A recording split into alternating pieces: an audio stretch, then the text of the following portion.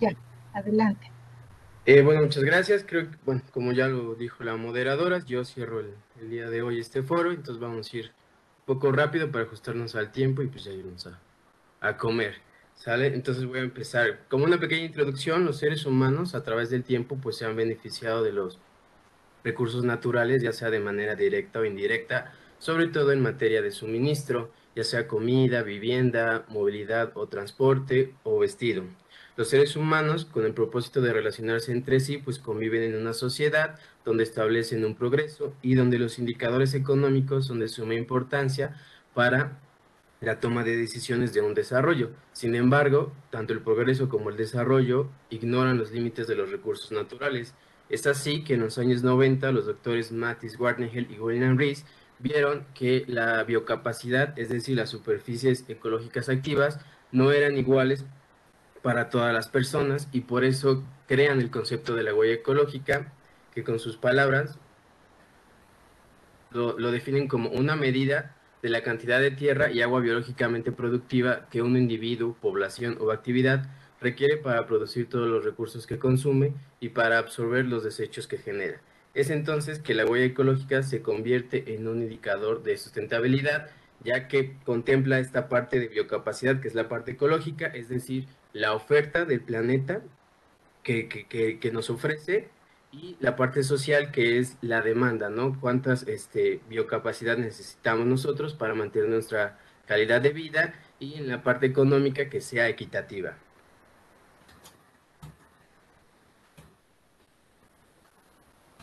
Nuestro diseño de investigación se hizo en la localidad de San Bernardino Tepenene, que pertenece al estado de Puebla. Se trabajó con las familias rurales, se trabajó con el sistema familiar con características rurales y se midió el consumo y la producción contemplando las variables que conforman a la huella ecológica.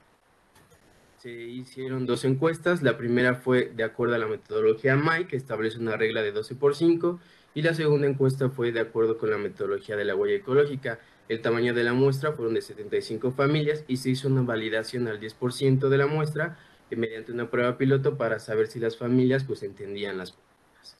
La metodología de la huella ecológica de manera general es esta, tiene subcategorías como productos agrícolas, ganaderos, pesqueros o emisiones de CO2, que es la huella de carbono. Todas estas se multiplican por un factor equivalente y la suma de ellos nos da la huella ecológica. Para la cuantificación de alimentos se utilizó el diagrama de la figura 9, ocupando la ecuación 1 y ecuación 2, y para la cuantificación de los combustibles es necesario identificar qué tipos de combustibles tienen acceso las familias y se ocupa la ecuación 3. Se hizo una pequeña fase experimental donde se capacitó a las familias para que supieran distinguir los residuos que generaba, ya sea de manera orgánico e inorgánico, y antes de la desincorporación, cuando pasaba el camión de la basura, se pesaban esos residuos para tener la cuantificación, pues. Y durante los recorridos se identificaban las superficies ecológicas activas a las que las familias tenían acceso.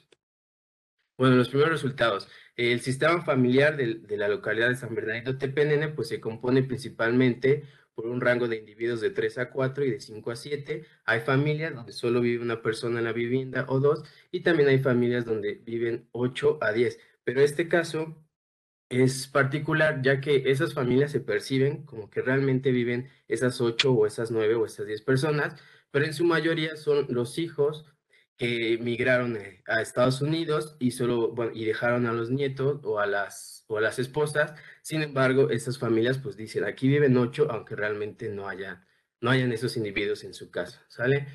También se identificaron estas pequeñas especies que conviven dentro del sistema familiar, los cuales son perros o gatos, y también hay otro tipo de pequeñas especies, llamamos pequeñas especies aquellas que miden menos de 1 metro y pesan menos de 20 kilos, y estas pequeñas especies las utilizan para el consumo, o sea, son gallinas, conejos o los huevos, ¿sale? Y también se identificaron grandes especies que utilizan principalmente para el comercio o el consumo, como caballos, cerdos, alguna mula, entre otros. Bueno, el tipo de vivienda, más del 60, bueno, el 60% de las familias cuentan con piso de cemento, pero hay otras familias que es un 15% que cuenta con piso de tierra. En general, las viviendas cuentan de 2 a 3 cuartos, pero sí hay viviendas que tienen 4 cuartos o 5 cuartos, ¿no? En el caso del baño, el 60% de las familias tienen baño, pero no es un baño completo, por lo que solo cuentan con la taza y ellos, la forma en que se asean, pues le denominan como a jicarazos. Pero también hay viviendas, que es un 17%, donde hay baños con regaderas y el 100% de las familias, pues sí cuenta con acceso a energía dentro de su vivienda. Tenemos la tecnología dentro de la vivienda que se clasificó de tres maneras: en electrodomésticos de supervivencia, que es un 34%, que solamente es refrigerador y estufa. Se clasificó también electrodomésticos básicos, que sería refrigerador, estufa, alguna licuadora o algunas lavadoras, y las familias, bueno, es un 37% de familias que tienen acceso a esto, y un 29% tienen acceso a electrodomésticos de diversión, que serían los celulares y televisión. El nivel de estudio, pues aquí encontramos que las familias solo tienen bueno, tienen un nivel de estudio de primaria o de secundaria.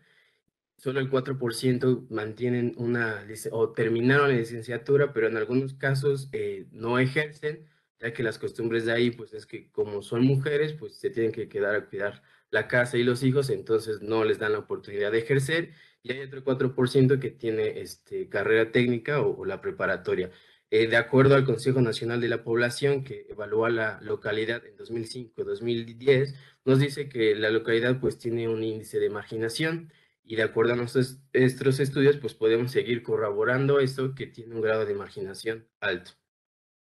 Bueno, en cuanto a la huella ecológica de los alimentos, en sí, la dieta de las familias pues se compone de cereales, seguido de legumbres y después de carne de porcino, y su huella ecológica respecto a los alimentos es de 0.0943 hectáreas globales.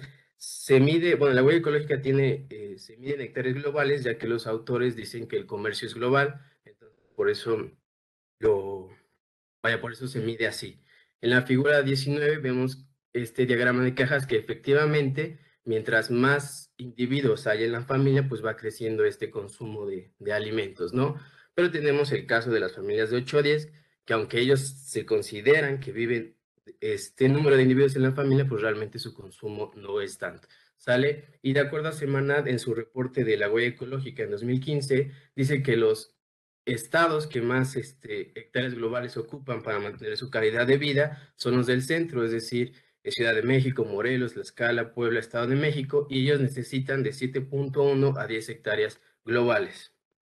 En cuanto a la huella del carbono, o sea, se identificaron todos estos combustibles, y la huella de carbono es de 5.243 hectáreas globales, ¿no? Aquí en la figura 29 observamos que efectivamente, mientras más individuos hay en la familia, pues va creciendo esta huella del carbono, ¿no? Y en 2010 los autores José Luis Samaniego y Eloisa Snyder nos dicen que la emisión de CO2, pues bueno, esto sí representa un impacto ambiental negativo, ya que va directo en cuanto al cambio climático, ¿no? Y la huella de carbono a veces alcanza casi 50% de la suma de la huella ecológica. Y aquí pues no existe una diferencia entre el sistema familiar rural y las familias de la capital. Y bueno, la cuantificación de residuos, las familias que seleccionaron fueron que tuvieran bienes diferentes como tiendas o estéticas, y lo que se vio pues es que el residuo que más generaban era orgánico, seguido del inorgánico. Las superficies ecológicas activas a las que se tuvieron, bueno, las que se identificaron fue que más del 60% de las familias cuenta con traspatio, más del 40% de las familias cuenta con parcelas, y más del 20% de familias cuentan con invernadero. Entonces, en cuanto a la producción y consumo de las familias, podemos decir que las familias de la localidad de San Bernardino Tepenene tienen una huella ecológica de 2.816 hectáreas globales y una biocapacidad, o sea, sí, una biocapacidad de 3.261 hectáreas globales, lo cual tienen un consumo y una producción responsable. Y si lo comparamos con la figura 39, que es del país México, pues vemos que en 2013, o sea, en el 2013 ya tenía una huella ecológica de 3, y esto es per cápita, o sea, por persona, mientras su biocapacidad pues va disminuyendo, ¿no? Entonces no hay una producción y un consumo responsable. Y bueno, como conclusión, pues a resumir esto es que las familias pues viven dentro de sus límites de recursos naturales, pero las necesidades básicas como educación y oportunidades de trabajo pues no son atendidas de maneras equitativas con las familias de una metrópolis. Con esto podemos entender que es un falso paradigma decir que la pobreza, marginación y rezago social es impulsor de la contaminación ambiental, pues las familias solo quieren atender sus necesidades sociales para tener una mejor calidad de vida sin que comprometan el medio ambiente, pues ellos, al trabajar en el campo, pues, saben la importancia de los recursos naturales y crean una sinergia con el ambiente, pues siempre han vivido de él. Por último, les dejo la liga de la página oficial del creador de la, bueno, de los creadores de la huella ecológica, por si no la conocen, pues háganla y vean cuántos hectáreas globales necesitan para pues, mantener su calidad de vida. Esta es la literatura citada y pues eso sería todo. Gracias. Gracias a ti. Hay 2 comentarios en el chat para ti, para tu trabajo. No tenemos preguntas. Nos desfasamos un poco, mil disculpas a todos, pero era importante que pudieran presentar sus trabajos todos los ponentes presentes. No sé qué opinen los los organizadores, una buena convivencia en el chat. Así es, maestra Isela, muchísimas gracias.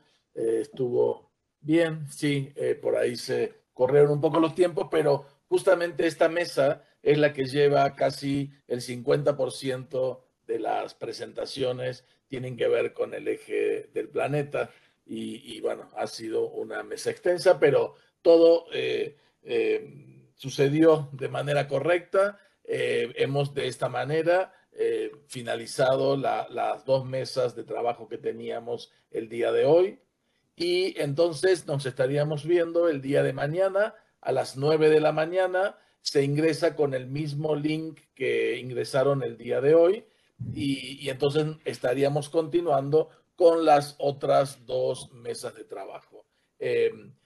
Ya las respuestas, ya los ponentes estuvieron en comunicación con las consultas y preguntas que teníamos en el chat. Efectivamente, estamos ya pasaditos sobre tiempo, con lo cual creo que de esta manera estamos cubriendo la actividad el día de hoy. Agradezco a la doctora Isela por su moderación, también al maestro Ricardo Villegas, también de nuestra institución, y entonces nos estaríamos viendo el día de mañana.